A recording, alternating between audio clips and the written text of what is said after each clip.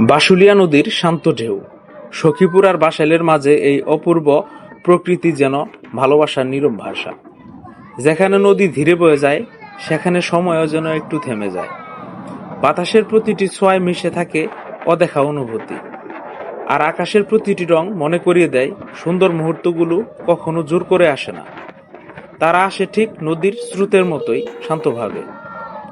হয়তো ভালোবাসা মানেই এমন একটি নদী যার গভীরতা চোখে দেখা যায় না, শুধু হৃদয়ে অনুভব করা যায়। পাশে যদি প্রিয় মানুষ থাকে, তাহলে এই নদীর প্রতিটি ঢেউ হয়ে ওঠে এক একটি স্মৃতি, আর প্রতিটি সূর্যাস্ত হয়ে যায় সারা জীবনে মনে রাখার মতো একটি গল্প।